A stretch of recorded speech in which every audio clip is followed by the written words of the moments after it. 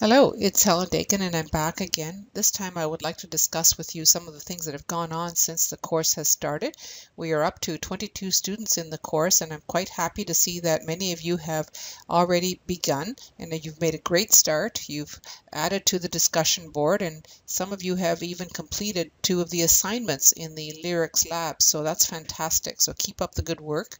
I would like to go over some of the content, some critical dates that I want to inform you of, so please bear with me. First of all, let me go to the critical path document. That's always under the getting started. So if you go to getting started and scroll down the list to the critical path, there's a few very important dates that I want to make sure that everybody is aware of. The critical path document, you can print it if you wish. I would recommend that you print it because it's important to have these dates always at your side. But a few dates that are important here. I'm going to scroll down the list. I've got them bolded in red. May 20th is a date that everybody should know. It's the last date to drop a course with a refund, so keep that in mind. If you wish to drop the course with any amount of refund, that's the date which you must be aware of. The next important date is the date of July the 7th. And I've got that here. July 7th is the last day to withdraw from the course without academic penalty. So keep that in mind. If you're feeling that you are not going to be able to complete the course with a reasonable mark, then make sure that you withdraw so that you do not have any academic penalty on your record. The other important date is the final exam. There's one final exam in the course, and it is going to be held during the week of August 11th to 15th. Now, as we get closer to that date, I will tell you when it is. Right now, we can't book it. It's too far ahead. And the other important item that I wanted to make sure that everybody was aware of is the significant contribution that some of the components of the course have towards your final grade.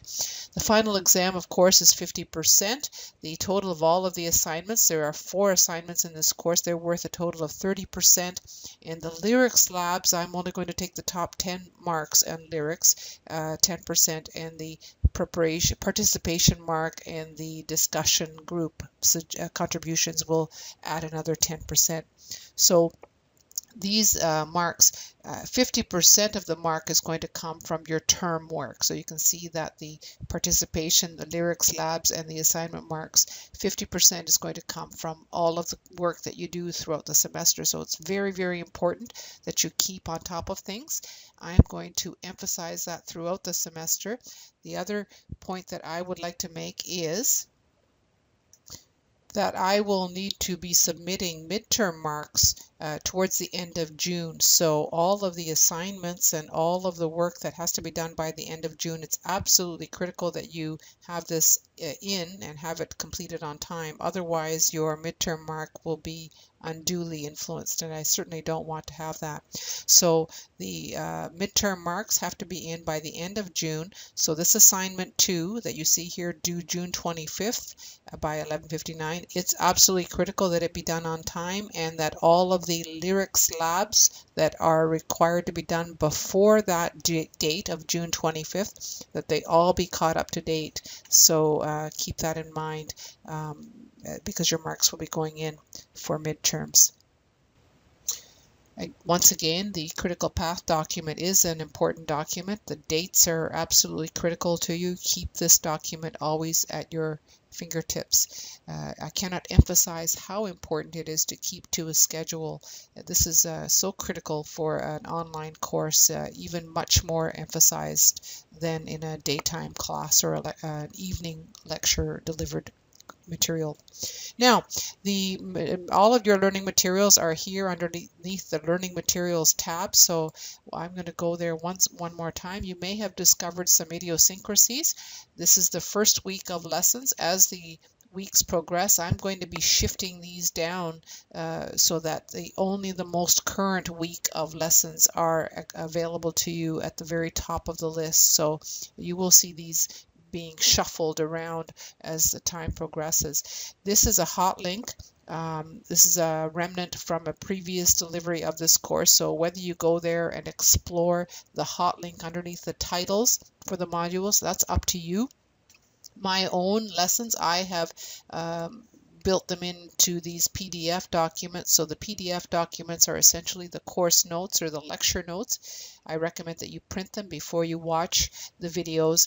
All of the videos are contained immediately underneath the course notes so that you can see I've got several examples here. Once you have completed the video lessons and the course notes, at that point you can move right into the lyrics labs. So the sequence of events, as far as I'm concerned, is to get the notes printed for the week and to watch the video lectures or the video lessons for the week, and then move right into the lyrics labs and do the participation in the discussion forums that we have set up for you.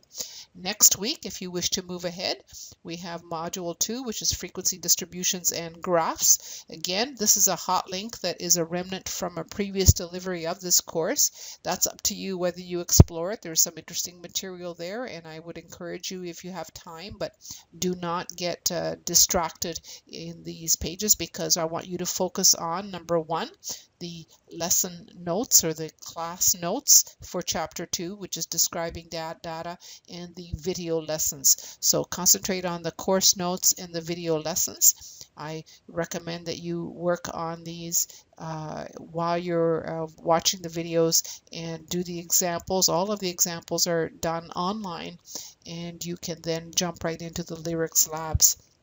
So the steps are lessons, videos, and lyrics labs. Do the homework exercises in your textbook and participate in the discussion. So there's quite a bit to do here. So if you have any questions, please make sure you get in touch with me and let me know.